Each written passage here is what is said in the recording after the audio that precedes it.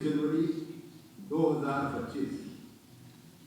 आज से लगभग 80 वर्ष पहले मानव इतिहास में एक नया अध्याय शुरू हुआ था।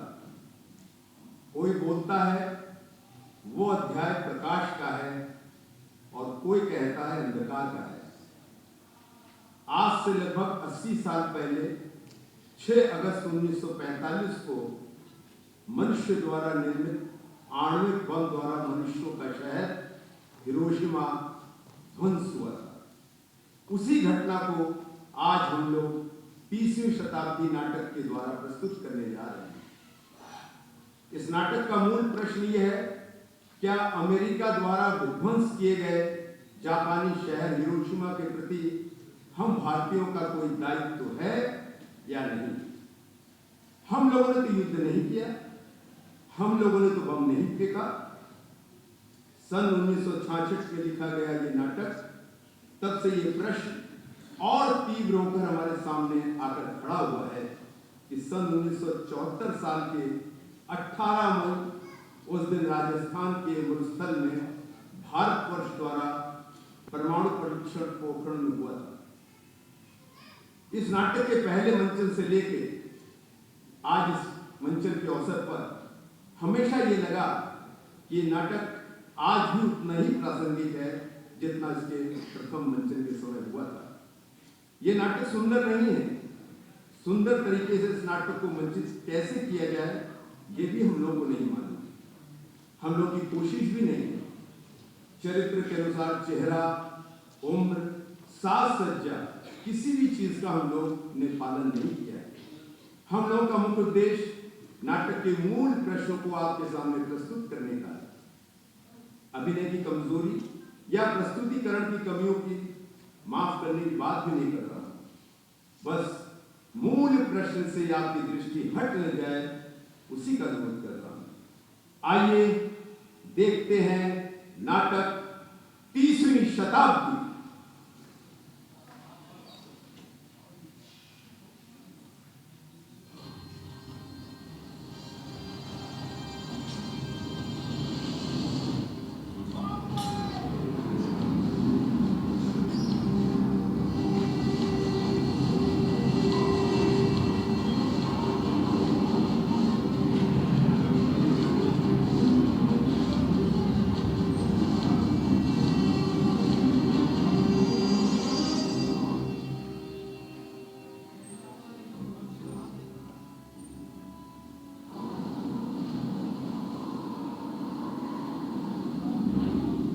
Took about 45 seconds from the time the bomb left the airplane until it exploded.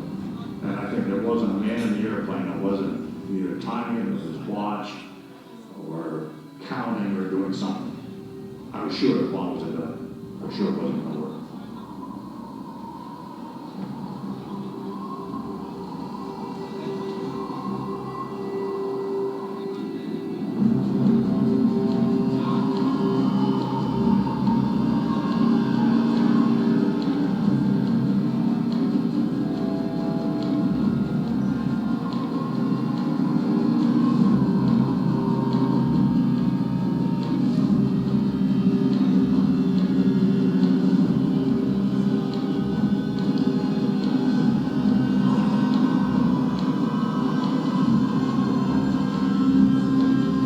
Falling for 43 seconds, the time and barometric triggers started the firing mechanism. A uranium bullet fired down the barrel into a uranium target. Together they started a nuclear chain reaction. Solid matter began to come apart, releasing untold quantities of energy.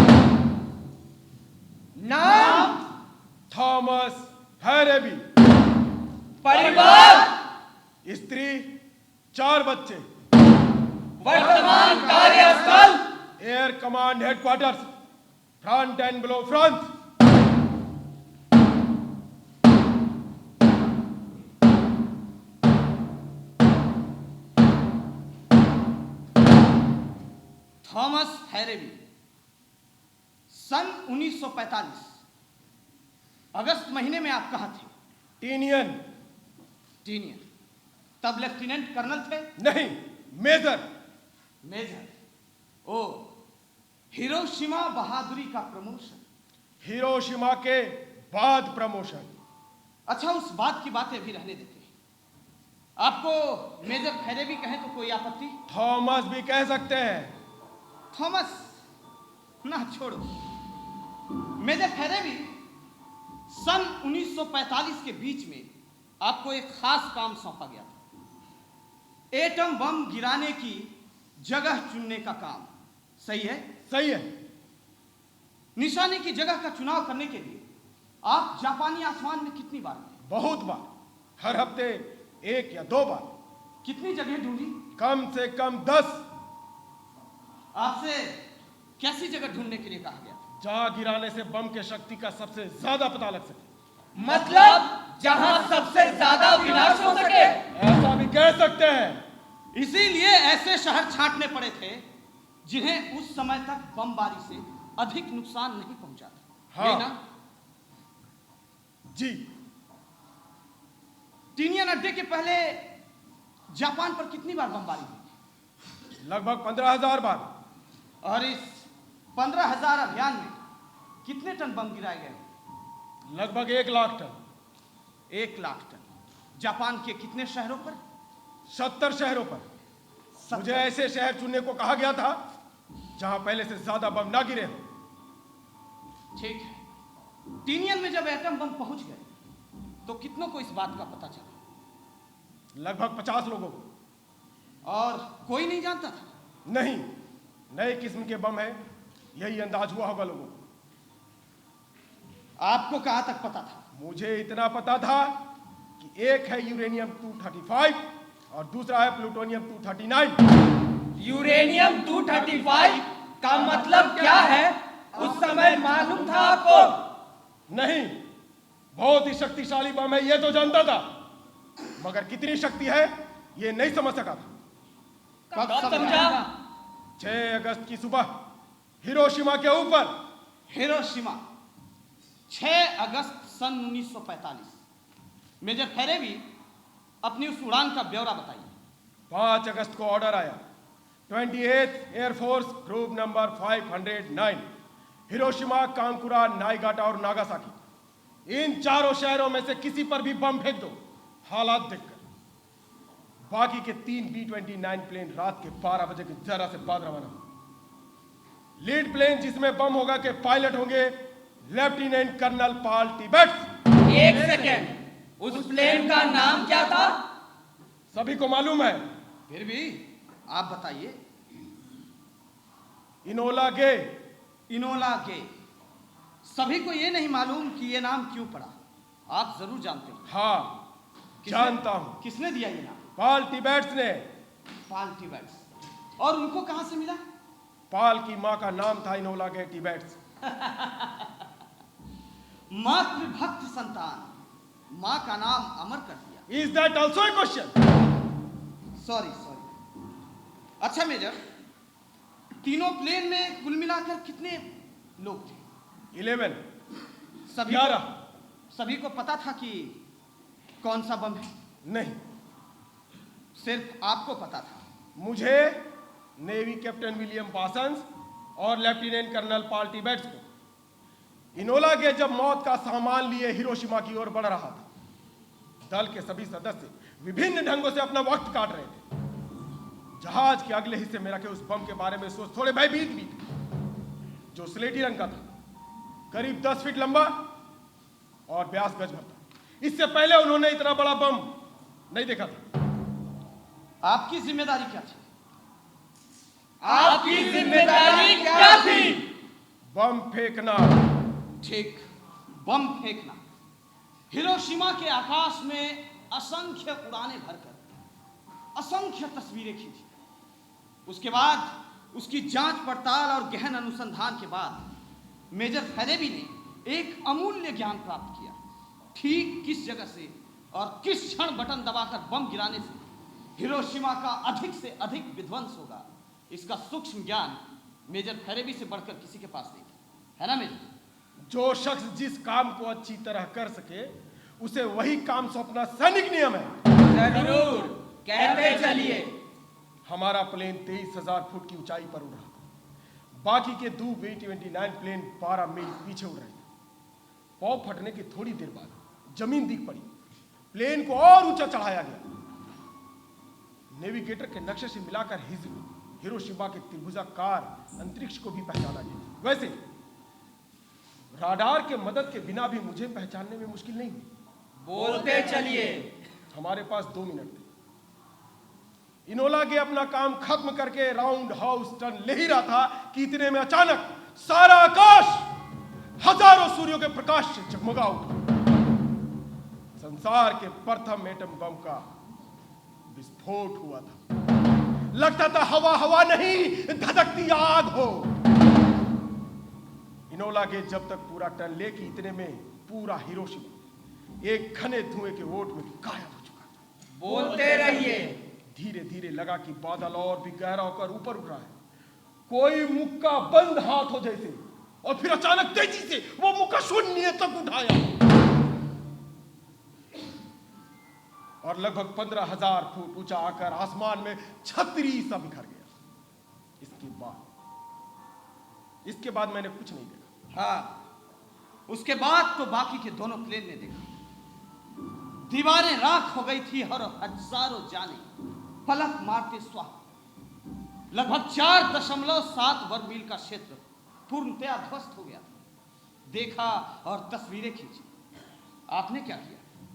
लौट आया। उसके पहले Hiroshima छोड़ते ही आपने क्या किया? Headquarters को खबर भेजी। हाँ, मेजर फेरेबी ने अपनी नोटबुक से एक पन्ना फाड़कर समाचार लिखकर वायरलेस ऑपरेटर को दिया। एकदम संक्षिप्त समाचार, अंग्रेजी के केवल 2 शब्द। कौन से शब्द? बताइए major. Results good. Good, results good. Tinian द्वीप के हेडक्वार्टर ने इन्हीं शब्दों की उम्मीद में सारी रात जागते हुए काट दी। आखिर खबर आई, रिजल्ट्स गुड। चंद मिनटों में यह खबर वाशिंगटन पहुंच गई। वहां अटलांटिक महासागर में क्रूजर ऑगस्टा जहाज में president Harry Trueman Potsdam conference से वापस लौट रहे। आपका कोई और सवाल है? है मेजर फेरेबी। नहीं, अब मेजर फेरेबी नहीं, अब तो लेफ्टिनेंट कर्नल थॉमस फेरेबी कहना चाहिए। कहिए। मेजर, टीनियन से रवाना होने का जो समय तय किया गया था उसे बाद में 1 घंटे लेट करने का ऑर्डर। सही है? सही है। और इस 1 घंटे लेट करने से क्या फर्क पड़ा, ये आप समझते हैं? मेरे समझने ना समझने से कोई फर्क नहीं पड़ता। Order is order. 7:15 पर शहर के सबर्ब से लोग अपनी अपनी ड्यूटी पर आने की तैयारी में थे। हिरोशिमा के दफ्तर कारखाने में काम करने वाले शहर से बाहर के लोग ट्रेनों और बसों से शहर आने की तैयारी में थे। हिरोशिमा के दफ्तर, कारखाने, बंदरगाह तब भी निर्जन पड़े थे और 1 घंटे बाद यानी कि 8:15 पर ठीक चारों ओर से हजारों लाखों लोग उसी जगह जमा होने थे। उसी समय आपके सधे हाथों से अपने अचूक निशाने पर संसार का पहला परमाणु बम फटा। क्या यह बिल्कुल टेक्निकल वजह थी? जो भी वजह हो, मेरे से उसका कोई मतलब नहीं। आपका कोई और सवाल है? हाँ, हिरोशिमा के बारे में आप क्या सोचते हैं? मुझे जो ऑर्डर मिला था मैंने वो पूरा किया, बस। सन 1945 की 26 जुलाई को हमारे मित्र पक्ष ने एटॉमिक वेपन्स के इस्तेमाल का फैसला किया, क्योंकि जापान ने अल्टीमेटम मंजूर नहीं किया था। अब उस हमले की जिम्मेदारी मुझ पर नहीं है। फर्ज के एहसास के साथ हुक्म की तामील करना मेरा काम था और मैंने तामील की।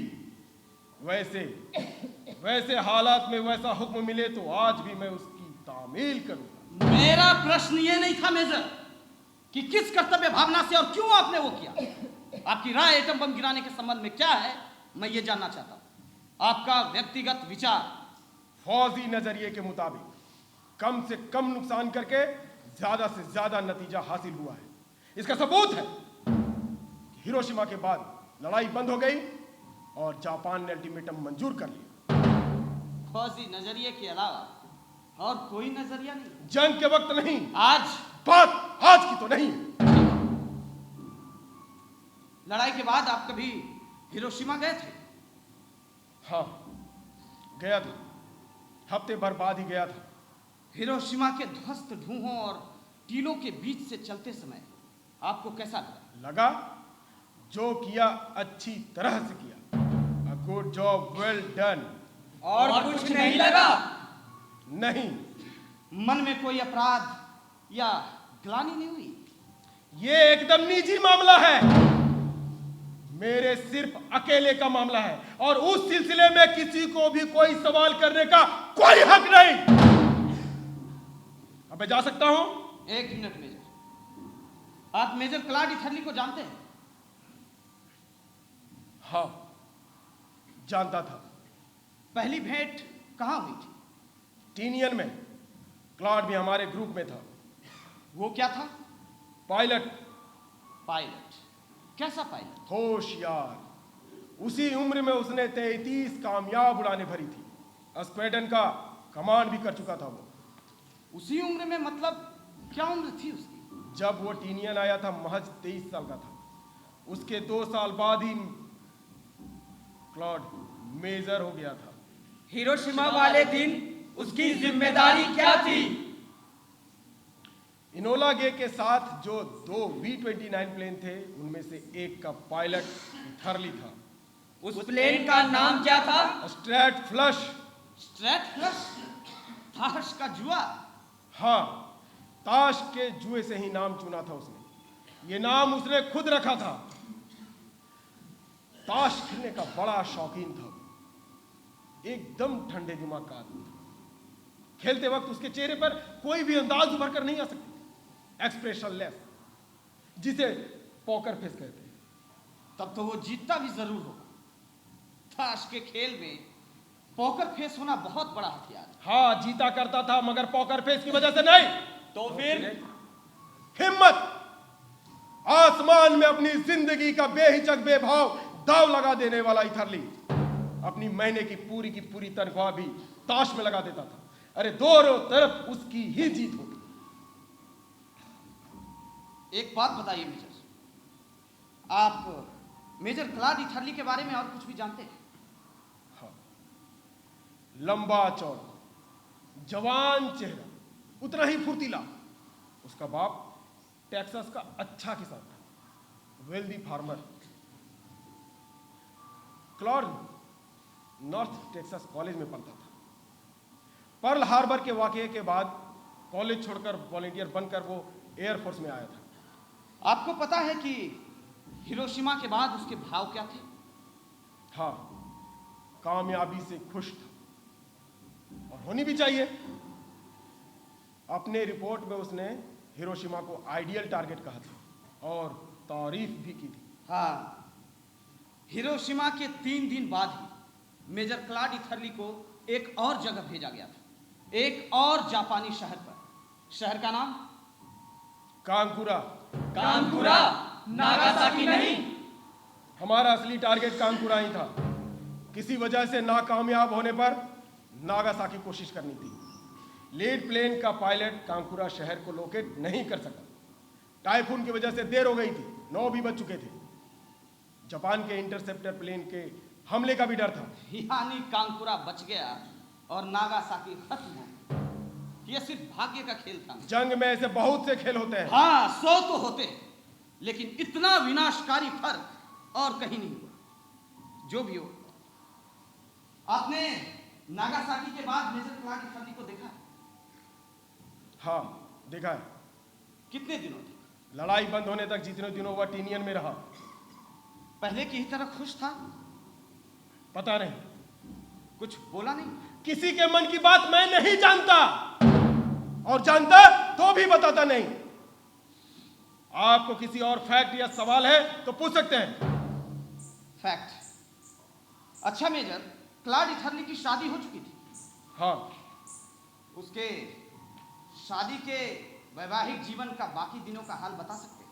ये सब मुझसे क्यों पूछ रहे हैं? उससे पूछिए या फिर उसकी बीवी से जाके। अच्छी बात है, यही करूंगा। 1 मिनट लेफ्टिनेंट, एक और सवाल। मेजर क्लाड इथरली अभी कहाँ है? जेल में। Thank you. हमारा अगला गवाह मिसेस इथरली। मिसेस इथरली।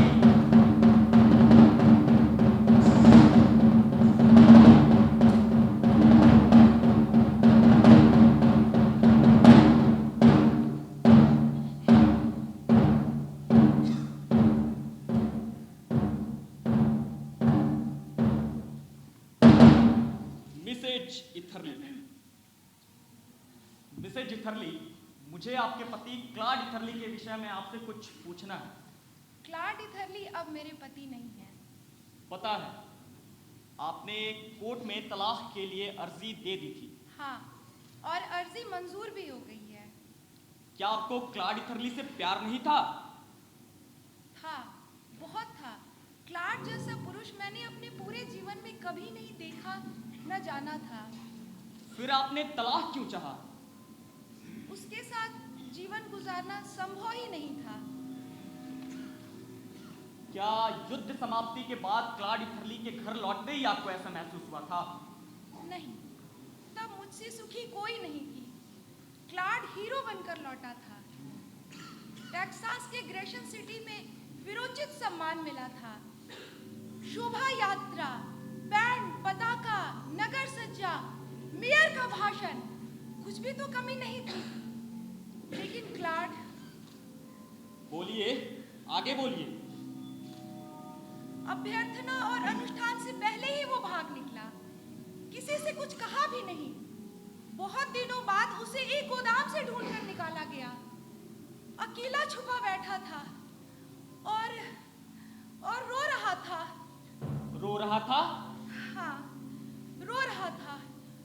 उससे पहले मैंने उसे कभी रोते नहीं देखा था। रोना और इथरली दोनों एकदम अलग सी चीजें थी। उसके बाद? सभी ने कहा नर्वस ब्रेकडाउन। शुरू में युद्ध से लौटे बहुत से लोग शांतिपूर्ण जीवन में खप ही नहीं पाते। सो मैंने भी यही सोचा, पर मुझे विश्वास था कि मैं उसे फिर से स्वाभाविक बना सकूंगी। ऐसा भरोसा था मुझे। नहीं बना सकी? नहीं, कि कोई कसर नहीं की कोशिश में, पर दिनों दिन हालात बिगड़ते ही चले गए। मुझे उससे डर लगने लगा था। आधी आधी रात क्लाड जानवरों की तरह चीख उठता था। Release it! Release it! Release it! Release it! Release it! Release it! वही एक चीख, रिलीज इट, रिलीज इट। और फिर पसीने से थर थर कांपने लगता, जैसे नरक देख लिया हो। और फिर कांपता और फिर चीखता। No! Not now! Think of the children. Children are burning. The children are burning. The children are burning. The children are burning. उस समय उसका चेहरा देखकर डर से मेरे प्राण सूख जाते। सारी मुंह की यंत्रणा और भय इस तरह विकृत होकर उसके चेहरे पे आती कि मैं उसे पहचान तक नहीं पाती। सुबह देखती बुखार, सारे बदन में कपकपी। कुछ बोलती तो उसे सुनाई नहीं देता। कभी कभी दोनों आंखें फाड़ फाड़ कर मुझसे कहता, सामान बांधो, हिरोशिमा जाना है। पेंटागन ने मुझे ऑर्डर दिया है कि मुझे वहां जाकर देखना है। वहां के नन्हे बच्चे बच्चियों का क्या हुआ? Honey, they want me to go to Hiroshima. The Pentagon? It is an order. Honey, they want me to see what happened to the children there. I don't want to go, but it is an order. See, it is an order. It is an order. It is an order. It is an order.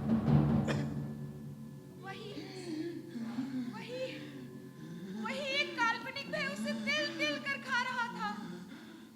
छुपने की कोशिश करता, भागने की कोशिश करता, police देखते ही छुप जाता, जैसे उसे पकड़कर हिरोशिमा भेज देंगे। पुलिस क्या, कोई भी वर्दी में दिखता और क्लाड थर थर, यहाँ तक कि पोस्टमैन को देखकर भी क्लाड छुप जाता। Got to watch it, honey. Got to watch that one. He's after me. He's after me. He's after me. He's after me. He's after me. He's after me. He's after me. असंभव हो गया था उसके साथ घर चलाना। Clad पागल होता जा रहा था।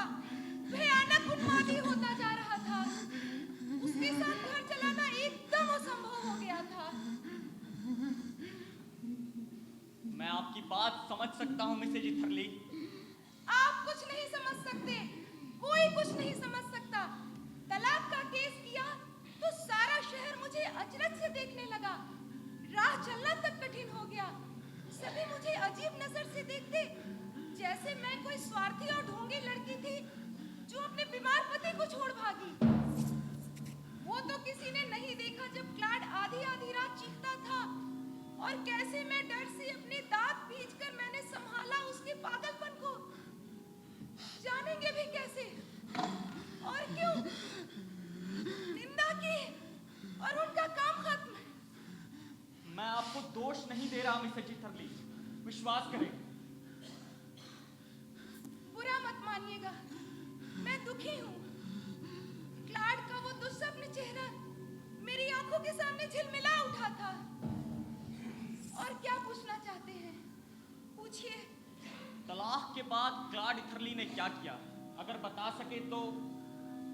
हाँ, 2 शब्दों में कहूँ तो बह गया वो। ग्रेशन सिटी छोड़कर टेक्सास चला गया। टेक्सास के एक फार्म हाउस में खेतिहर मजदूर बन गया। और सुना है वहां भी वो वही बोला करता, जैसे उसे जबरन पकड़कर हिरोशिमा और नागासाकी के विनाश के हिसाब के लिए भेजा जाएगा। कभी ठीक रहता, फिर वही दौरा पड़ता कि डॉक्टरों ने जांच कर बताया WACD मिलिट्री हॉस्पिटल। फिर उसके लिए सरकारी पेंशन की भी व्यवस्था कर दी गई। कितनी मिलती थी? ज्यादा नहीं, यही $237। पर कम या ज्यादा क्या रखा है उसमें? क्यों? उसने एक ढीला को भी हाथ नहीं लगाया। कहता कि हत्या का इनाम है। Premium for the murder. That's what is premium for the murder. For what we did to Japanese cities and Japanese children.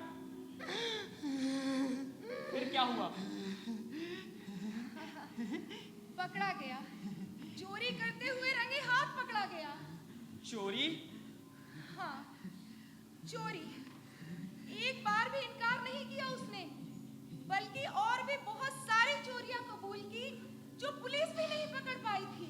कैसी चोरी? यूं ही उठाई गिरी, दुकानों और दफ्तरों में घुसकर छोटी मोटी चोरियां करता।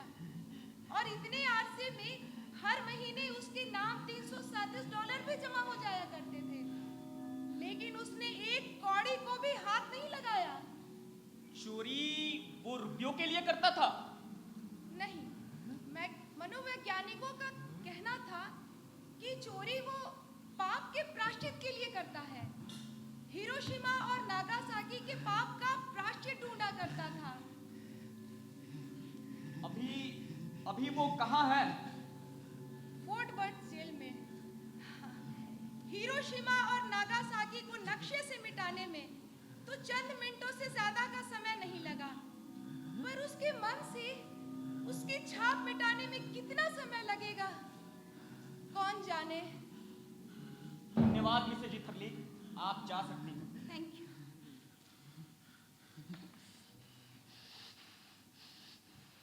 हमारा अगला गवाह डॉक्टर आराता ओसादा। डॉक्टर आराता ओसादा।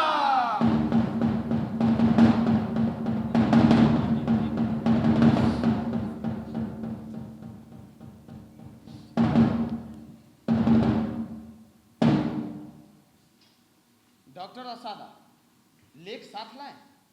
लाया हूं। डॉक्टर ओसादा, 1951 में 32 स्कूल कॉलेजों से लगभग 1000 लेख मिले थे, ठीक है ना? 2000। ये सभी पीकादन के दिन हिरोशिमा में ही थे। 8 से 10 साल की उम्र थी इन लोगों की। ये पीकादन क्या है डॉक्टर? पीका माने रोशनी, आलोक, दन माने वज्रपात। एटम बम को हम लोग पीकादन कहते हैं। आलोक और वज्रपात, इतना कोमल नाम। जिन्होंने ये नाम दिया उनकी कल्पना इससे आगे नहीं जा सकी। ठीक है डॉक्टर ओसादा, हम उन लेखों में से कुछ लेख सुनना चाहते हैं। हाँ, सुना रहा हूँ। स्कूल कॉलेज के लड़के लड़कियों की तरह भाषा से खेलने की आदत है, होगी ही। फिर भी कहूँगा, और भी बहुत कुछ कहना था उन्हें। पहले तय करें कौन सा सुनेंगे। सभी सुनने लायक है, सभी जानने लायक भी है। कोई सा भी जो आपको जचे। अच्छी बात है। तो फिर ये लो, एइको मत्सुनागा सन 1945 में 5th ग्रेड की स्टूडेंट थी। तब उम्र रही होगी 10-1 साल। मैं माँ के साथ खाने बैठी थी। बाएं हाथ में कटोरा था और दाएं में काठी चम्मच। जो ही एक और भात मुंह में डाला कि अचानक चारों ओर से नारंगी रंग की तेज रोशनी। इस रोशनी के बारे में देखता हूँ कि अलग अलग बच्चों ने अलग अलग रंग लिखा है। नीला, सफेद नीला, पीला, नारंगी। आंखें इतनी चौंधिया गई कि सही रंग समझ नहीं आया। आपको मालूम है ना कि जिन्होंने सीधे रोशनी को देखा उनमें से बहुत से लोग अंधे हो गए। खैर छोड़िए, हाँ तो सुनिए अब। मैं कुछ समझ नहीं सकी। भात मुंह में डाला और कटोरा चम्मच नीचे रखा। उठकर 4-5 कदम चली। उसके बाद क्या हुआ पता नहीं, बेहोश हो गई थी। जब आँख खुली तो देखा चारों ओर सफेद धुआं छाया है। कुछ भी दिखाई नहीं पड़ा। उठकर खड़ी हुई कि गिर पड़ी, उठी, फिर गिर पड़ी, फिर उठी। अब तक पूरे होश में आ गई थी।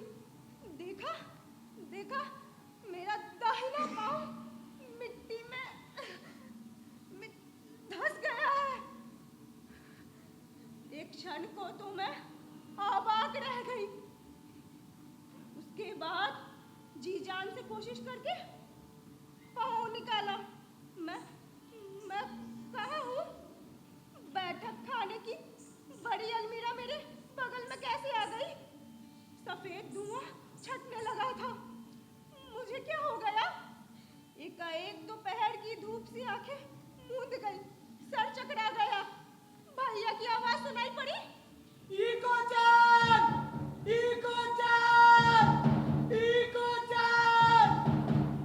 हम लोग नाम के बाद शान लगाकर बुलाते हैं। बच्चे लोग शान को ही चांद कहते हैं। मुझे लगा मैंने अपना नाम जीवन में पहली बार सुना है। चिल्लाकर उत्तर दिया, भैया भैया भैया। भैया ने कहा, वहां से हिलना मत। मुड़कर देखा घर जमीन में धंस गया था। मलबे के उस पार आग मद्दिम नाच रही थी। थोड़ी ही देर में मुझे अपनी बहन की चीख सुनाई पड़ी, बचाओ, बचाओ। पर कोई दिखाई नहीं दिया। भैया ने कहा, जरा रुक जाओ, मैं आ रहा हूँ। भैया झुककर खड़ा था। भैया का चेहरा खून से लिपटा था। मलबे में औरों को कैसे देखेगा? खून से आंखें बंद थी, देख ही नहीं सकता। तख्ते हटाते हुए आंखों का खून साफ कर लेता था। तभी बाबा की चीख सुनाई पड़ी। हमें लग रही है, हमें चोट लग रही है। बाबा को भी नहीं देख सकी। मैं तो डर के मारे बेहोश हो गई। लगा जैसे मैंने बुरा सपना देख लिया हो।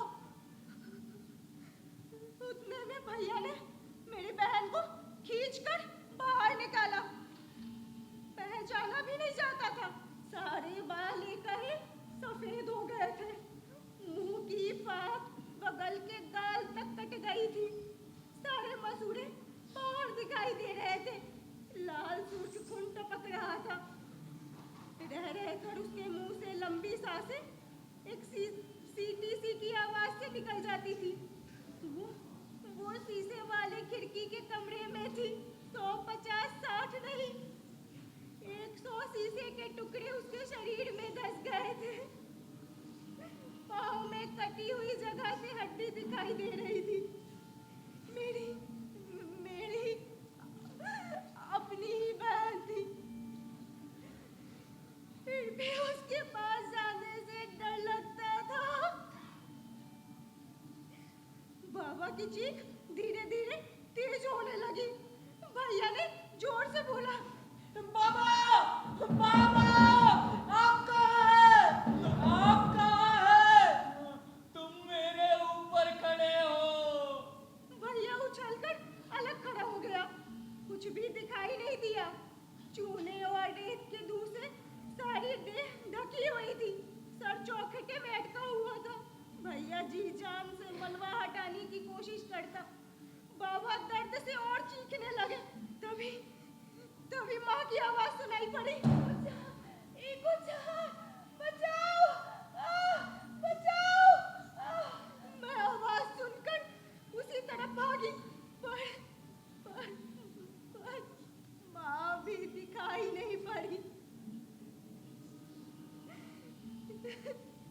रेत और चूने के नीचे माँ पता नहीं किसी चीज को ठोक ठोक कर आवाज कर रही थी और पुकार रही थी।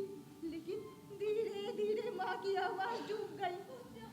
बचाओ, बचाओ। मैंने जी जान से मलबा हटाने की कोशिश की, लेकिन कड़ी, बीम, रेत, चूना, कांच के टुकड़े कहाँ तक हटाती।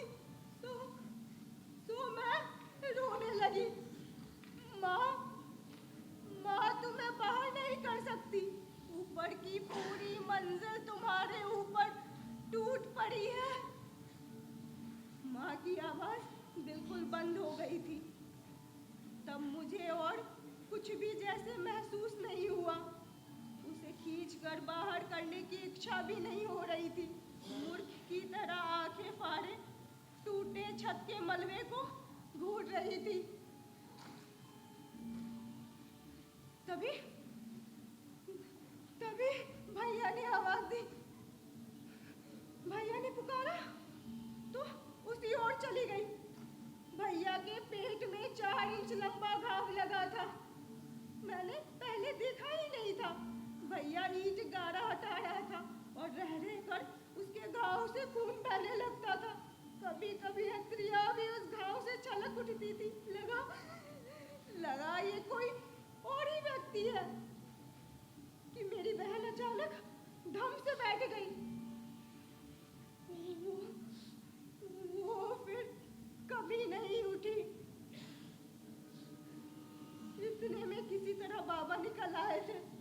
माँ के निकालने की बात सुनते ही आप झटपट यहाँ से नहीं निकले तो सभी लोग जलकर मर जाएंगे। मैंने देखा चारों ओर से आग गिर रही थी। जहाँ से निकलने की कोशिश करते आग वहीं से झुलसा जाती। बस करो डॉक्टर औसादा, बस करो। अच्छी बात है, ज्यादा बाकी भी नहीं है। लड़की ने भी लेकिन इनकम्प्लीट ही छोड़ दी। क्यों, एक कहना मुश्किल है। आखिर उस आग के घेरे से वे सभी निकल पाए या नहीं। अच्छा ये सुनिए, योश हीरो की मूड़ा। पीकादन के दिन उम्र वही 8 साल। उस दिन मैं स्कूल गई थी। टीचर आए नहीं सो हम लोग गप्पे मारने लगे। उसके बाद एक प्लेन की आवाज़ सुनाई पड़ी और कुछ ही सेकंड बाद एक हल्दी रंग की रोशनी चारों ओर से भभक उठी। लगा जैसे सूरज की हरी पीली रोशनी आंखों में बैठ गई। 2-1 सेकंड के ही बाद एक भयानक धमाका हुआ। सिर पर छत की टाली टूट पड़ी। मेरे कमर के ऊपर लकड़ी की धरन आ गिरी थी।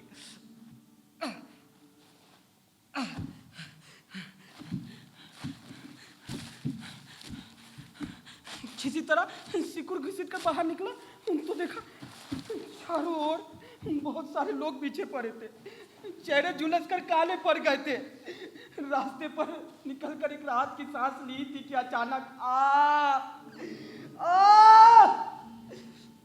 दाएं हाथ में भयानक टीस उठी।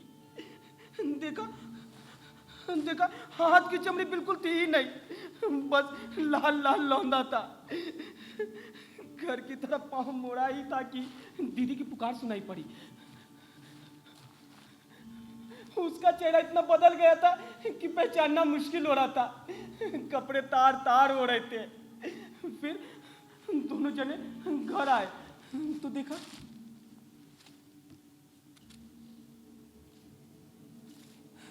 घर था ही नहीं, सब कुछ पिचक कर बराबर हो गया।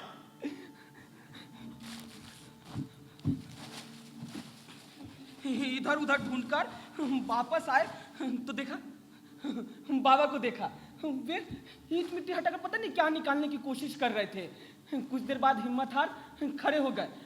बाबा बाबा, माँ कहाँ है माँ?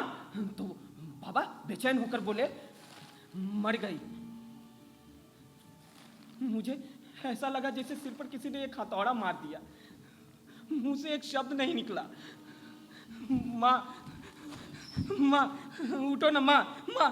बाबा बाबा, माँ के माथे में 5-1 इंच की कील टूट गई है बाबा, बोलो ना माँ कूटने के लिए।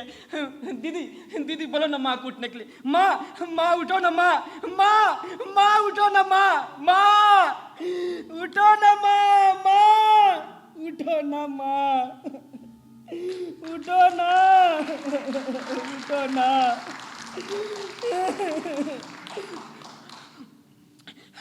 उसके बाद बारिश होने लगी। कीचड़ भरा गंदा पानी बरसने लगा। हम लोग पुल के नीचे जा खड़े हो गए। पुल में भी आग लगी हुई थी और अजीब फटफट की आवाज चिटक रही थी। तभी बाबा ने बोला, ये तेरे सिर में क्या हुआ है? हाथ लगाया तो चिपचिपा सा लगा, खून खून। बारिश रुकते ही अचानक बहुत ठंड भर गई।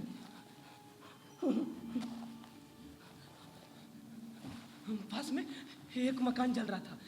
हम लोग वहीं जाकर आग तापने लगे। लेकिन बहुत सारे लोग आग ताप रहे थे, लेकिन उनमें से कोई साबुत नहीं थे। सूजे चेहरे, झुलसे होंठ।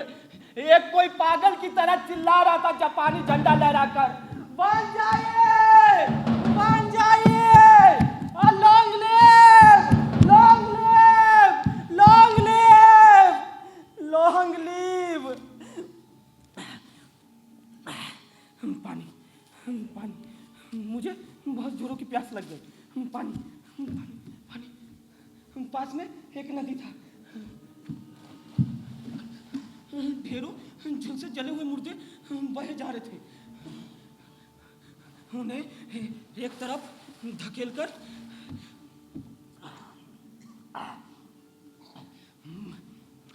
मैंने पानी पी लिया। चारों ओर इतनी लाशें थी कि उन्हें देखकर अब कुछ भी महसूस नहीं हो रहा था। दूर कहीं एक बच्चा माँ माँ करके चीख रहा था। बहुत सारे लोग नदी की ओर आ रहे थे। थोड़ी दूर आते आते गिर जाते और मर जाते। थोड़ी देर में दीदी भी गिर पड़ी। दीदी दीदी दीदी उठो ना दीदी। बाबा ने उसे कंधे पर उठाकर घर की तरफ। उसकी दीदी 9 दिनों के बाद मरी। सबसे बड़ी बहन की लाश मिल ही नहीं रही थी। सार्वजनिक चिता में बहुत सारी लाशें डाल दी गई। पिताजी उस चिता से एक मुट्ठी राख उठा लाए थे। युद्ध हर एक मनुष्य का शत्रु है। हम अगर भविष्य में कभी भी युद्ध खत्म कर सकेंगे और शांति कायम कर सकेंगे तो समझेंगे कि स्वर्ग में हमारी मां खुश होगी। एक दो कुछ ऐसी बातें तो होगी ही। कच्चे हाथों की लिखावट है। छोटी उम्र के बच्चे हैं आखिर। हाँ डॉक्टर रसादा, बड़े कच्चे हाथ हैं और उम्र भी बहुत बहुत छोटी है। उम्र पकने पर कभी ऐसी कच्ची बातें नहीं करेंगे। डॉक्टर रसादा बहुत बहुत धन्यवाद। धन्यवाद नहीं, बल्कि आपने मुझे सुना, इसके लिए आपको धन्यवाद। क्योंकि ये सब बातें कोई नहीं सुनना चाहता, भूलना चाहता है, अतीत कहकर दबाना चाहता है। मैंने बहुत समय लिया आपका, सिर्फ 1 मिनट और दे सके तो एक और लेके कि यो तनाका का लेख भी आपको पूरा लेख नहीं, लेख की आखिरी बात। आग से निकलकर तनाका और उसकी माँ सीनो आइलैंड की तरफ जा रही थी। नाव की भीड़ में किसी तरह खड़े होने भर की जगह मिल गई। तनाका ने लिखा है, मेरी उम्र की एक लड़की। उस समय तनाका की उम्र थी 9 साल, मतलब उससे 9 साल की समझिए। मेरी उम्र की एक लड़की मेरे सामने बैठी थी। उसके पूरे शरीर में जले हुए घाव के निशान थे। खून फट रहा था। माँ कर पुकार रही थी। एकाएक वो मेरी माँ से आकर बोली, क्या आपकी बेटी यहाँ है? उसे ठीक से दिखाई भी नहीं पड़ता था। माँ ने कहा, है तो कोई चीज माँ को देकर बोली, ये उसे दे देना। देखा तो टिफिन था। सवेरे सवेरे उसकी माँ ने बना कर दिया था। माँ ने पूछा, तुम क्यों नहीं खाती? उसने कहा, नहीं, आप अपनी लड़की को दे देना। मैं तो बचूंगी नहीं। फिर खाकर क्या होगा? हमने खाया, नाव उस पार पहुंची। एकाएक वो लड़की माँ से बोली, मैं अपना नाम आपको बताती हूँ। अगर मेरी माँ मिले तो उसे कह देना मैं यही हूँ। इतना कहते ही लड़की मर गई, लेकिन उस लड़की का नाम नहीं जाना जा सका। कोई नहीं जान सका कि उस लड़की का नाम क्या था। मैं चलता हूँ, बहुत समय नष्ट किया आपका, माफ करेंगे। बहुत बहुत धन्यवाद। ऐसे 100 लेखों को चुनकर दुनिया में एक किताब छपी है। शायद दुनिया की वो पहली किताब है जो छोटे बच्चों के द्वारा लिखी गई है, लेकिन छोटे बच्चों के पढ़ने लायक नहीं। हमारा अगला गवाह मिचिहिको हचैया। Doctor Michihiko हचैया।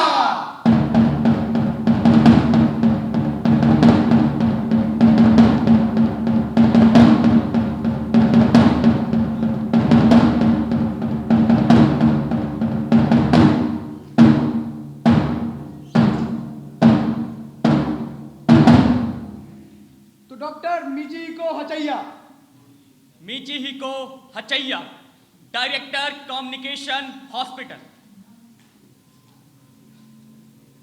पहले तो मैं रोग को पहचान ही नहीं पाया।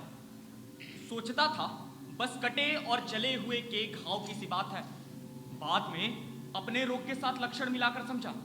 केवल मैं ही नहीं, नागासाकी के डॉक्टर शिराबे, डॉक्टर सुगिहारा और भी 2-1 डॉक्टरों ने रोग पकड़ना शुरू कर दिया था।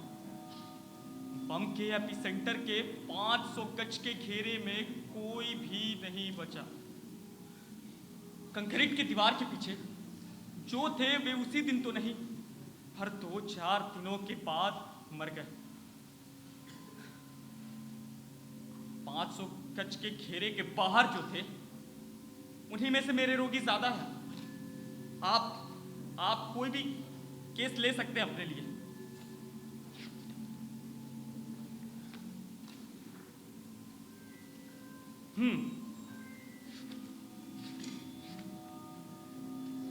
नाम ताकाता, महिला, उम्र 28, पहली परीक्षा की तारीख 28 अगस्त 1945, विस्फोट के वक्त हाचोवरी फूड सेंटर में थी, एपी सेंटर से 700 गज दूर। लक्षण साधारण दुर्बलता, पेट में दर्द, रह रहकर उल्टी, धीरे धीरे थोड़ी थोड़ी ताकत और भूख वापस आ रही थी, लेकिन जीभ का स्वाद खत्म। अक्सर थकान और जी मिचलाता, खाने की इच्छा नहीं, फिर भी खूब खाना। कई दिनों बाद बाल झड़ने शुरू, हॉस्पिटल में उसी दिन भर्ती हुई थी। अवस्था शारीरिक गठन सामान्यता अच्छी, पौष्टिकता की कमी, कमजोरी, माथे के 2/3 बाल नहीं, नाड़ी स्वाभाविक, सांस स्वाभाविक, यूरिन निगेटिव, थोराक्स या एब्डोमेन में कुछ भी अस्वाभाविक नहीं। हाँ, खून के श्वेत कणों की भारी कमी, ये प्रायः सभी केसों में देखा गया। खून में श्वेत कण का औसत बहुत ही गिर गया था। 1 क्यूबिक मिलीमीटर में नॉर्मली 6 से 8 हजार होते हैं, जबकि इनमें शुरू में 3000, बाद में सिर्फ 500 तक घट जाते थे।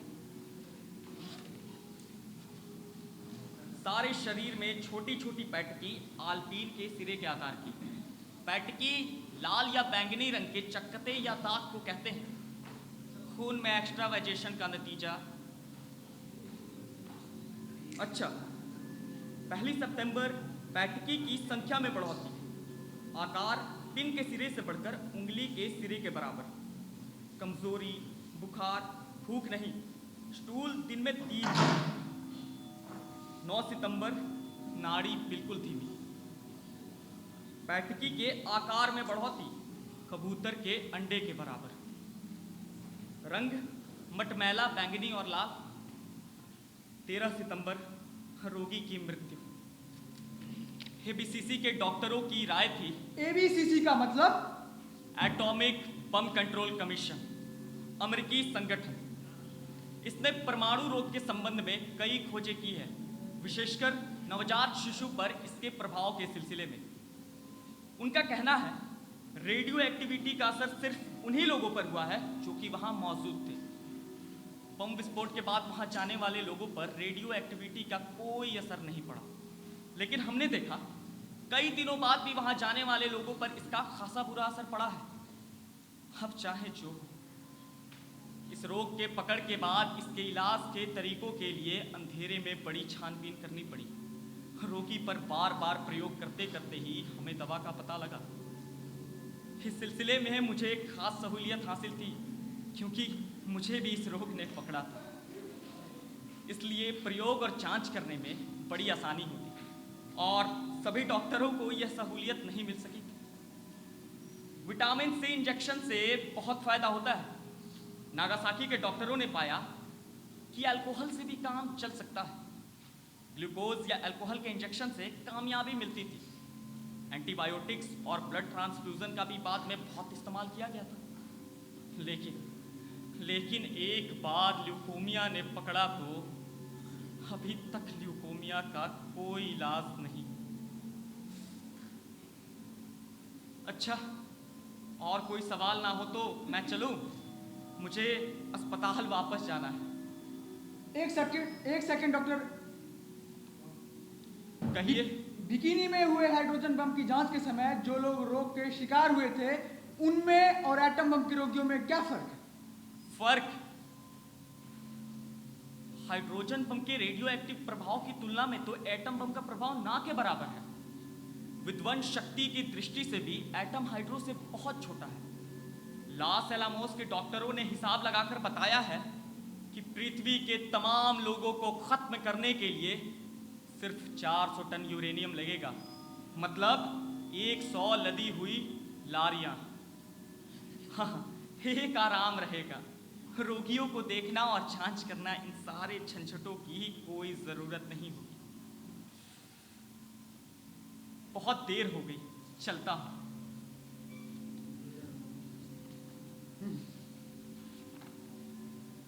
तो हमारा अगला गवाह एनेमन कावागुची।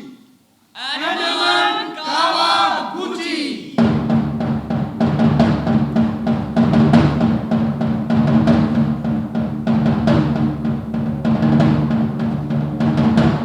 अगला गवाह 1 नंबर है, 163641 15 कावागुची, एनेमन कावागुची। इसकी गवाही कुछ उलट पुलट हो सकती है। दिमागी हालत कैसी है इस पर निर्भर करती है।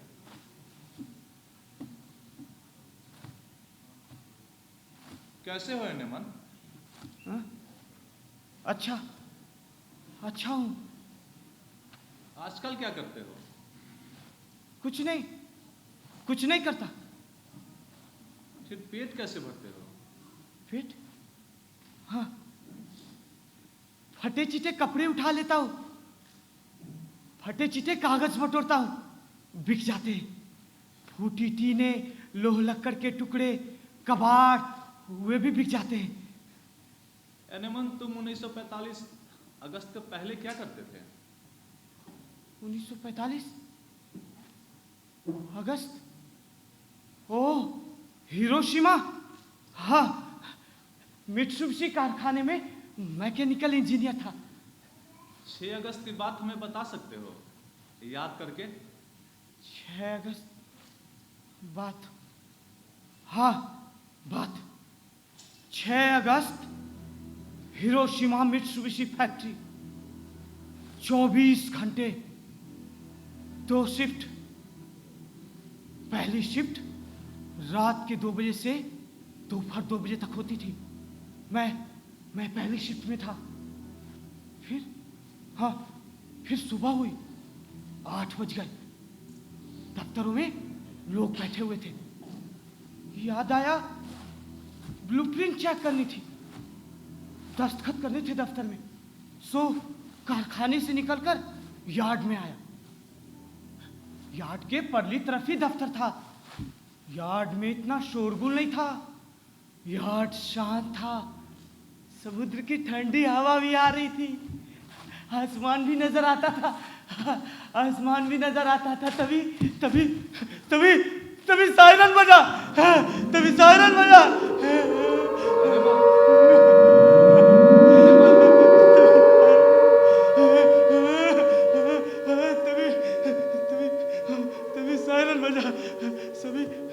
सभी कारखाने से बाहर निकल आए। निकलकर यार्ड से होते हुए शेल्टर में चले गए। मेरे पास से मुझे उतावली नहीं लगी। हिरोशिमा पर कोई बम तो पड़ेगा नहीं, और सारे शहरों पर पड़ सकता है, हिरोशिमा पर नहीं गिर सकता। यहाँ बम नहीं गिर सकता। उसके बाद सभी कारखाने में चले गए। मुझे दफ्तर जाना था। तभी आसमान में ऑल क्लियर बजा। All clear.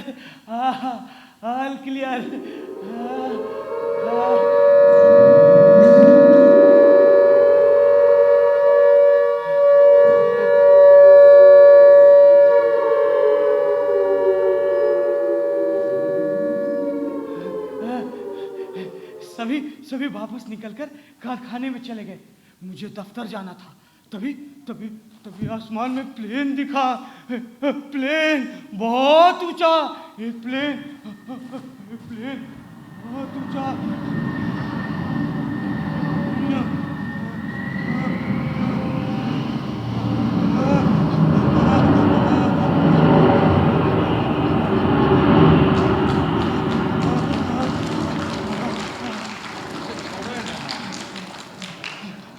पता है वो सब?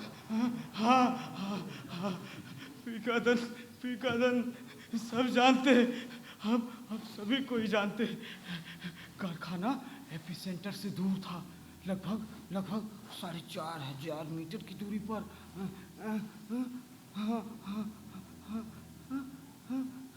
हाँ, कारखाने के पास विस्फोट से मैं खड़ा था, गिर पड़ा रहा।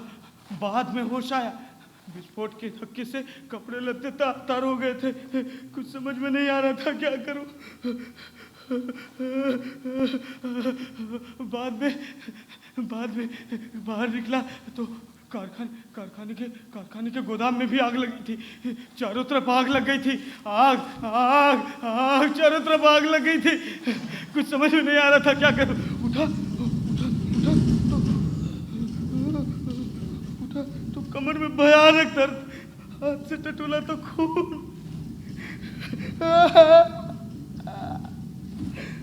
छिटक कर कोई खपरेल का टुकड़ा धस गया था। मारे गर्मी के पफोले फूट रहे थे। कुछ समझ में नहीं आ रहा था क्या करूं। सिर्फ इतना लगा कि भागना होगा, जैसे तैसे बचना होगा, भागना होगा। भागा, छूट कर भागा, नदी की तरफ भागा। वो था नदी कारखाने के पास ही थी। उधर भी आग लगी थी। कारखाने के चारों तरफ आग लगी थी। चारों तरफ आग लगी थी। भाग, पास में एक नदी था। सिर्फ उस नदी में आग नहीं थी। मैं नदी में कूद गया।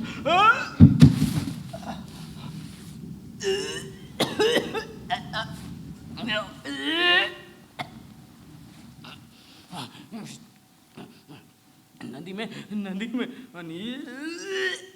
एक लाश बह रही थी। एक लाश की डाले और लाश, बड़े बड़े पेड़ों की डाले और लाश। मैं भागने लगा, भागता चारों तरफ। बहुत देर के बाद एक किनारे में निकल पाया। वहां भी आग, चारों ओर आग। भागो!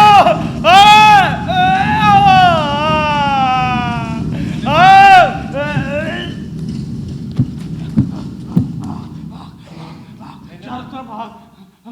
एनमन, आगे बोलो।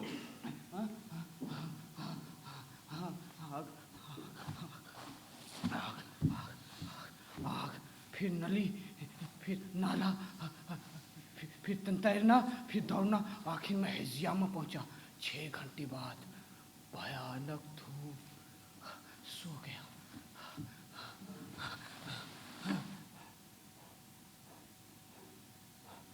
शाम को नींद टूटी। उस वक्त ज्यादा दर्द नहीं था। समुद्र की ठंडी ठंडी हवा भी आ रही थी। हमारा घर स्टेशन के पास ही था। एक मित्र के साथ रहता था। लोग, बहुत से लोग ही लोग, लेकिन चेहरे मनुष्यों के से नहीं थे। जले सूजे कटे झुलसे हुए चेहरे। कुछ समझ में नहीं आ रहा था। भीड़ चीर कर गया तो देखा ना घर है ना मित्र। सब कुछ सपाचट हो गया था।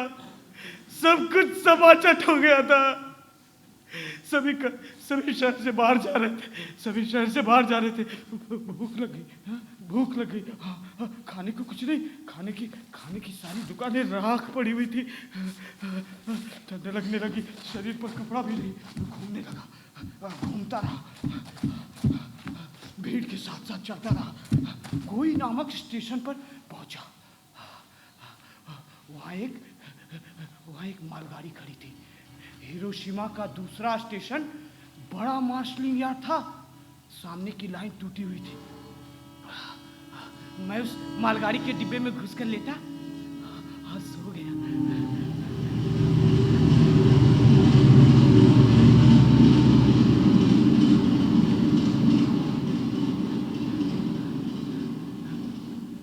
अच्छी तरह याद नहीं। हाँ, एक बार लगा जैसे गाड़ी चल पड़ी है।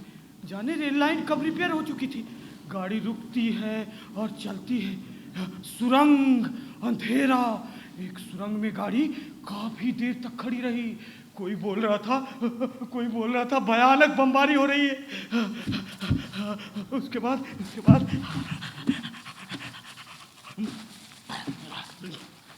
जाने किसने एक कटोरा भात थमा दिया खाने को। उसके बाद ना जाने क्या कुछ बोला भी। उसके बाद दिखाई पड़ा हरा हरा मैदान, नदी, रहकर समुद्र भी दिख जाता। पेड़ पौधे, पक्षियों की चहचहाट।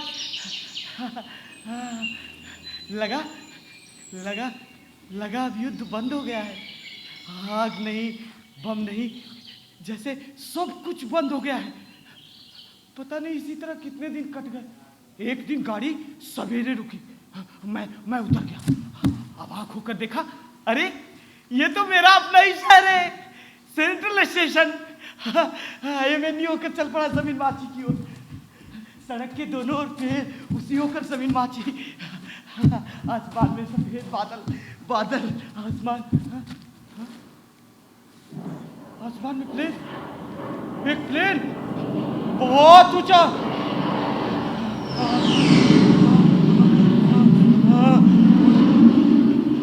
मैं सड़क के बीचों बीच खड़ा हूँ, देखने लगा, आवाज सुनाई पड़ी, कैसा प्लेन है। एक मैं गहराने लगा, पेट में ऊल उठने लगी। भागा भागा भागा भागा भागा भागा, एक नाले में गिर पड़ा, कीचड़ में डूब रहा। वो प्लेन चक्कर काट रहा है, वो बादलों की ओर छिप रहा है। वो क्या गिर रहा है, काला काला, वो क्या गिर रहा है नीचे, काला काला छोटा सा, वो क्या गिर रहा है। उसके बाद फिर पीकादन,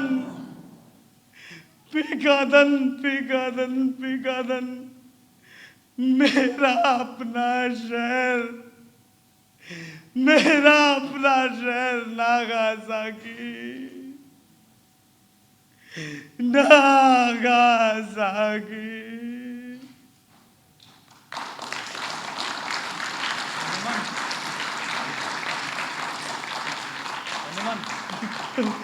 तुम आओ, मेरे साथ आओ एनिमन, आओ।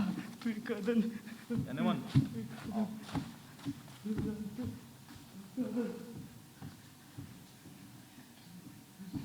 अगला गवाह सांजीरो मासूदा।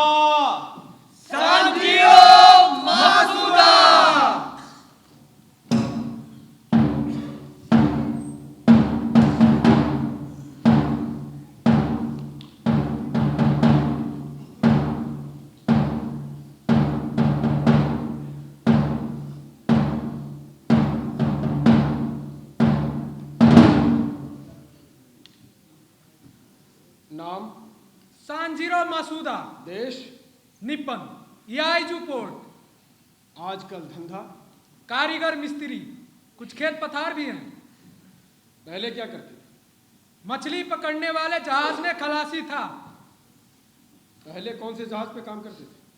फुकुरियो मारू, टूनी मछली पकड़ने वाला ट्रॉलर, 99 टन, बहुत अच्छा जहाज था।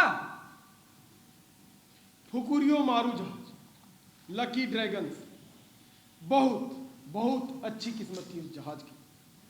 उस पर के सभी नाविक रातों रात मशहूर हो गए थे, है ना मासूद? हाँ, हम सभी के नाम सभी अखबारों में छपे थे। 1954 जनवरी के महीने में अन्य 5 मछली मार ट्रॉलर्स के जैसे याइजू के छोटे बंदरगाह से वो भी मछली मारने को निकला।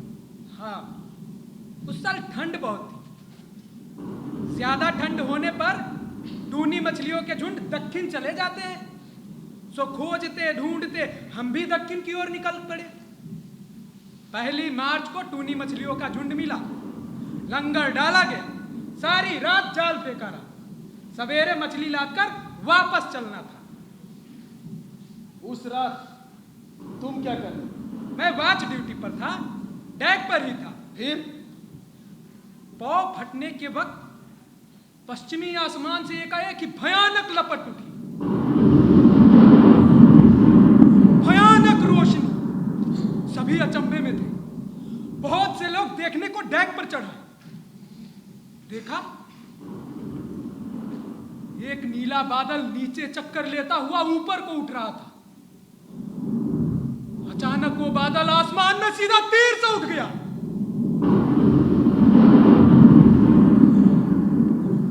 नीला रंग गहरे लाल रंग में बदल गया। आसमान और समंदर सभी कुछ लगा जैसे खून के रंग में रंग गया। उसके बाद एक कोई चीखने लगा। बिकिनी कैप्टन ने तुरंत लंगर खोलने का ऑर्डर दिया। इंजन स्टार्ट हुआ और उसी समय गड़ा, कान के पर्दे चीरता हुआ धमाका, भयंकर उच्च नीचे लहरें उठ रही थी और जाल फेंका हुआ था। मछली, टूनी मछली, बोझ की बोझ, जहाज वापसी पर था। उसके बाद जहर, जहर, केवल जहर ही जहर। जहर? आसमान से जहर बरसने लगा। 4 घंटों तक बरसता रहा। पहले हमने समझा था कुहासा है, उसके बाद लगा शायद बर्फ की फुइयां है, लेकिन वहां बर्फ कहां से गिरती? देखा, धूल, बारीक पाउडर सी सफेद धूल। देखते ही देखते सारा जहाज एकदम सफेद पड़ गया था। किसी ने हाथ में भर कर देखा, किसी ने मुंह में लेकर देखा, किसी ने पोटली भर ली, देश में लोगों को दिखाने के लिए। रास्ते भर उसने पोटली को सिराने दबा कर रखा था। सारा जहाज एकदम सफेद पड़ा था। सो हम लोगों ने पोंछ पाछ कर साफ किया। अब किसे पता था कि हम जहर ही घोल रहे थे। ये कब समझा आपने? तीसरे दिन एक जना गिर पड़ा। शरीर में ताकत नहीं तो उठ भी नहीं सका। कैप्टन ने आराम करने का हुक्म दिया। दूसरे ही दिन 2 और गिरे, उल्टियां करने लगे, अंदर छाती में जलन, तेज बुखार। नतीजा हुआ कि बाकी लोगों का काम बहुत बढ़ गया। 7 दिनों के बाद सभी की आंखों से भी मवाद निकलने लगे। 23 के 23 के साथ यही हुआ। सारे बदन में लाल लाल घाव, बाल झड़ने लगे। बालों के साथ खोपड़ी की चमड़ी भी पपड़ियों से झड़ती चली जाती। फिर भी जहाज चलाना ही था, काम करना ही था। एक भूतहा जहाज भूत ही चला भी रहे थे। बाकी दिन किस तरह निकले मैं ठीक से याद भी नहीं कर सकता। 12 दिन। 14 तारीख को जाकर जहाज याइजू पहुंचा। फुकुरियो मारू जहाज। फुकुरियो मारू जहाज, लकी ड्रैगन। उस जहाज के लक के समाचार सभी को मिल चुके थे। छोटे से इंसान की छोटी सी खोपड़ी ने क्या चमत्कार दिखाया था। वाह!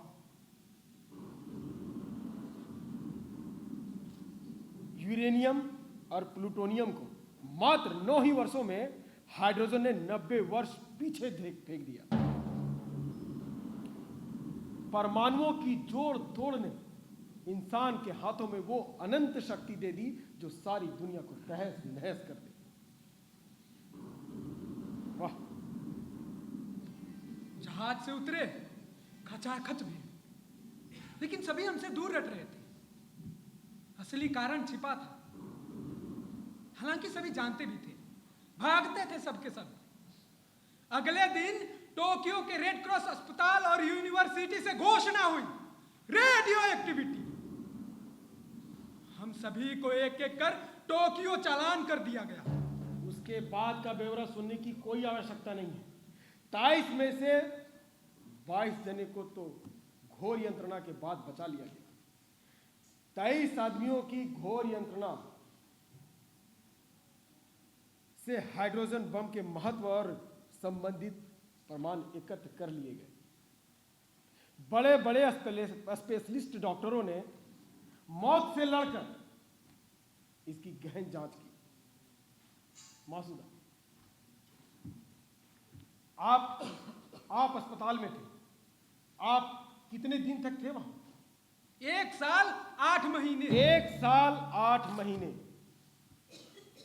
कितनी भी रोग यंत्रणा और भयावता की कल्पना कर लो, लेकिन एक जगह पड़े पड़े मासूदा ने अकेले बहुत बहुत अधिक झेला है। नहीं, अकेले नहीं, याइजू से महीने में 2 बार मां आया करती थी। पता नहीं गाड़ी का किराया कैसे जुटा लेती थी। टोक्यो की सड़कों पर मां अक्सर भटक जाती थी।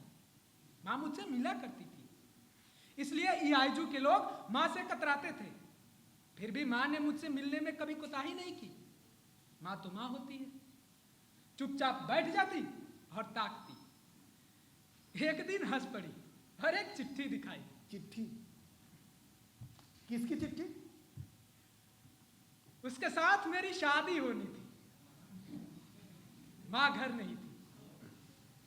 पीछे से उसने वो चिट्ठी बंद दरवाजे से अंदर डाल दी। मां ने सोचा अस्पताल में पड़े पड़े मैं ये चिट्ठी पढ़कर खुश हो जाऊंगा।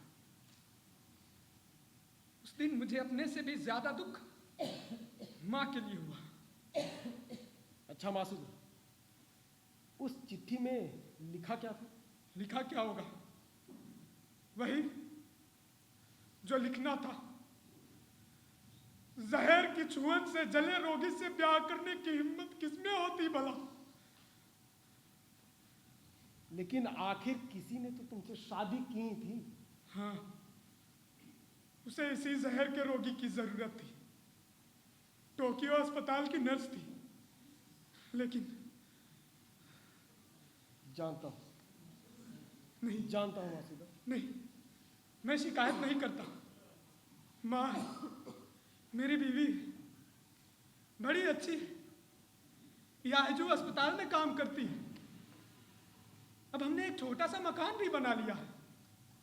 अमेरिकी सरकार ने जो मुआवजा दिया था उन्हीं पैसों से मैं ठीक हूं, समझे? और फिर एक को छोड़ दे तो बाकी सभी की एक ही दशा हुई। दशा? 22 में से 21 जने तो बाप बनने के काबिल ही नहीं रहे।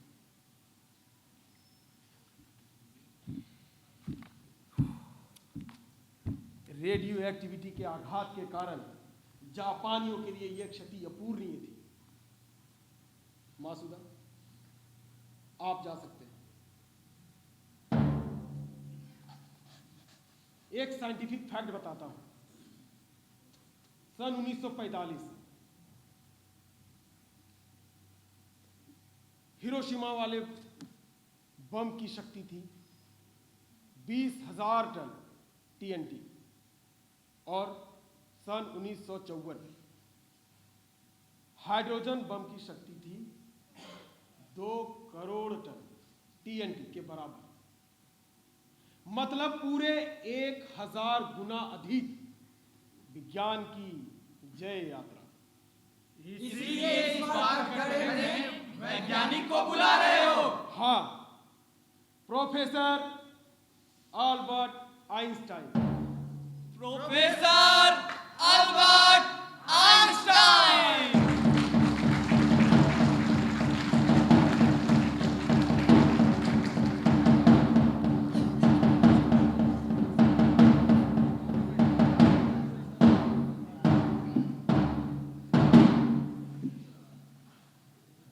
हाँ, वो पत्र मेरा है।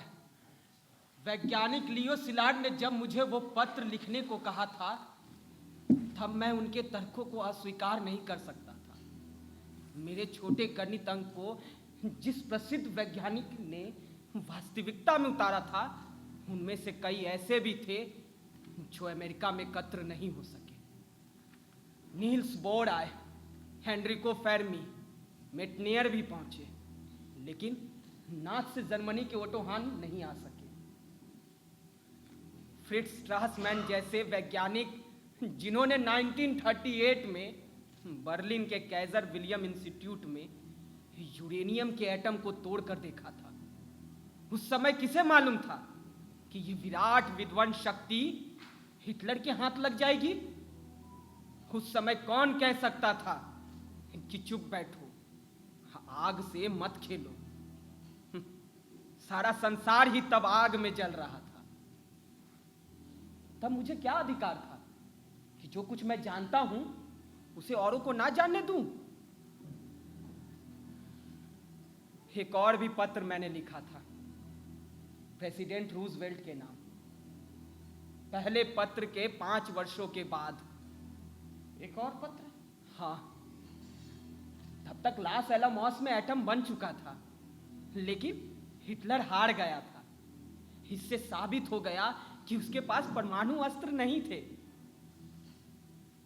लियो सिलार्ड उस समय, सिर्फ लियो सिलार्ड ही क्यों, अधिकतर एटॉमिक साइंटिस्ट उस पागलों की तरह कोशिश कर रहे थे किसी मानवकृत दानव को फिर से वश में कैसे किया जाए। 1945 में सिलहट ने मुझे ये दूसरा पत्र लिखने को कहा था। इस पत्र में क्या था? इस पत्र में लिखा था, शत्रु मित्र पक्ष कुछ तटस्थ राष्ट्र के प्रतिनिधियों को प्रशांत महासागर के एक निर्जन द्वीप में बुलाया जाए, उनके समक्ष विस्फोट करके परमाणु बम के क्षमता का प्रदर्शन किया जाए ताकि शत्रु पक्ष युद्ध बंद करने पर विवश हो जाए। सिर्फ इस एक उपाय से असंख्य मनुष्यों की जानें बच जाएगी और शांति स्थापित हो जाएगी। रूजवेल्ट राजी नहीं हुए? रूजवेल्ट ने यह पत्र पढ़ा ही नहीं। इस पत्र के पहुंचने से पहले सिलहट के एक विस्तृत मेमोरेंडम भी रूजवेल्ट के टेबल पर पहुंचा था। तब तक पत्र खुले भी नहीं थे कि 12 अप्रैल को अचानक रूजवेल्ट की मृत्यु हो गई। इसके बाद एक समिति बनी। इस समिति में सरकार और मिलिट्री के प्रतिनिधि थे और 7 परमाणु वैज्ञानिक थे। इस समिति की 3 सिफारिशें तत्कालीन प्रेसिडेंट ट्रूमैन के पास भेज दी गई। पहली, जितनी जल्दी हो सके जापान पर इस बम का प्रयोग किया जाए, और दूसरी, बम का लक्ष्य कोई मिश्रित स्थान होना चाहिए, जैसे कि कोई सैनिक शिविर या कारखाना जिसके चारों ओर घरबार या आबादी हो जो बर्बाद हो सके। और तीसरी, इस बम की शक्ति के बारे में किसी को भी कोई सूचना पहले से नहीं मिलनी चाहिए। ये आखिरी सिफारिश इतनी भयानक थी कि उस समय के नौसेना के प्रतिनिधि ने भी इसका विरोध किया था, लेकिन समिति के और समिति के वैज्ञानिकों, मैंने हिरोशिमा के फोटोग्राफ्स देखे हैं, यूं ही 7 वर्षों में किसी ने दिखा दिए। उनमें से कई जापानी प्रकाशक में भी छपे थे।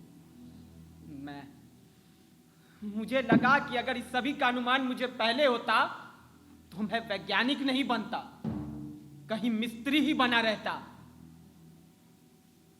जापानी प्रकाशक को अपने फोटोग्राफ देखने के बाद एक पत्र लिखा था। हाँ, मैंने पत्र लिखा था। मैं समझता हूं युद्ध काल में भी मनुष्य को मारना हत्या के बराबर है। फिर भी युद्ध ना हो, इसके लिए जब तक संसार के विभिन्न राष्ट्र आपस में सहयोग नहीं करते, जब तक उनके आपसी झगड़े शांतिपूर्ण एवं वैधानिक ढंग से नहीं सुलझाए जाते, तब तक उनको युद्ध के लिए तैयार तो रहना ही होगा।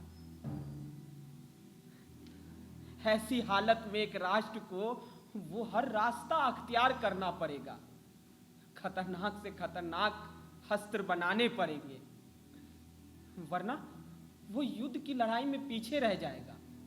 और तैयारियां युद्ध को ही बुलावा दे देती हैं। आज के युग में युद्ध का मतलब है सारे संसार का विनाश, लेकिन सिर्फ एक प्रभावशाली उपाय है, युद्ध समाप्त करो या युद्ध के कारण को समाप्त करो। युद्ध समाप्त करो, युद्ध के कारण को समाप्त करो। युद्ध समाप्त करो या युद्ध के कारण को समाप्त करो। युद्ध समाप्त करो या युद्ध के कारण को समाप्त करो। Council for the defence. Council for the defence. तू ये सब छोड़ दे भाई, अरे छोड़ दे ये सब। तू छोड़ दो, और मेरे छोड़ देने भर से ही क्या मुझे ये सब कुछ छोड़ देगा? भूल जा, अरे भूल जा ये सब। भूल जा? कैसे? और फिर मेरा या तेरा भूलने का क्या अधिकार है? ये ऊपर वाले लोगों का काम है, जो देश चलाते हैं और युद्ध भी चलाते हैं। अगर वे ही नहीं समझते तो तू या हम क्या कर सकते हैं? तू या हम क्या कर सकते? तू या हम बस के पैसेंजर हैं, पीछे की सीटों पर बैठे हुए, और अगर बेपरवाह ड्राइवर 80 मील की रफ्तार से गाड़ी भगाया जा रहा है तो क्या हम ये नहीं पूछ सकते कि भैया जरा आहिस्ता भैया उस बच्चे को बचा कर? ये नहीं पूछ सकते कि उस ड्राइवर के पास लाइसेंस है या नहीं, वो ड्राइवर पागल है या नहीं?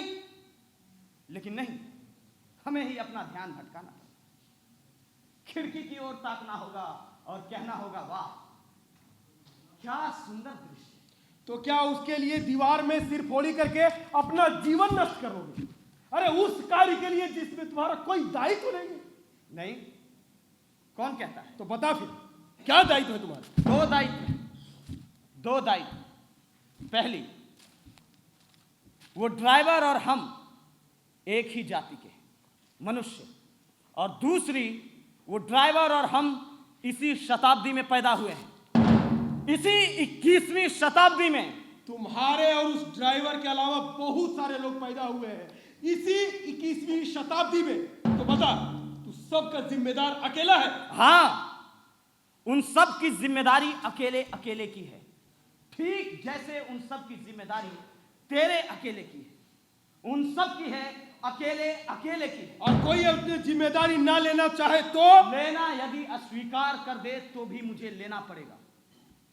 मान ले, आज से 1000 साल बाद 30वीं शताब्दी का मनुष्य इतिहास में हमारी कहानी पढ़कर नाक भौं सिकोड़े और बोले कि वो देखो 21वीं शताब्दी का मनुष्य आत्मघाती, विकृत बुद्धि, जानवर।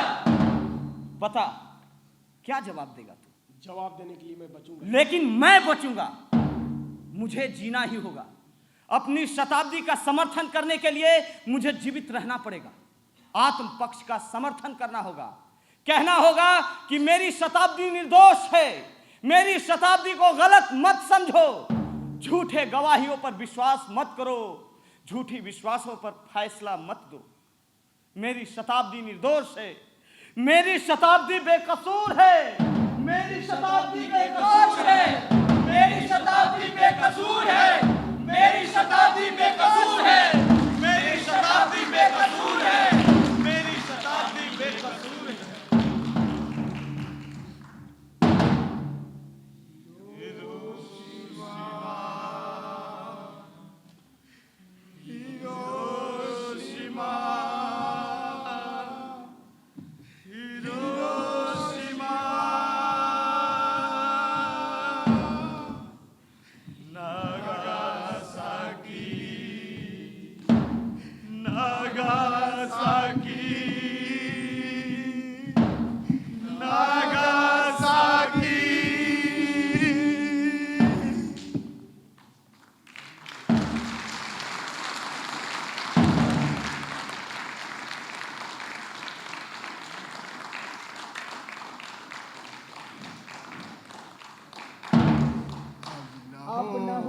हिरोशिमा, अब न हो नागासाकी, अब न हो हिरोशिमा, अब न हो नागासाकी, अब न हो हिरोशिमा, अब न हो नागासाकी।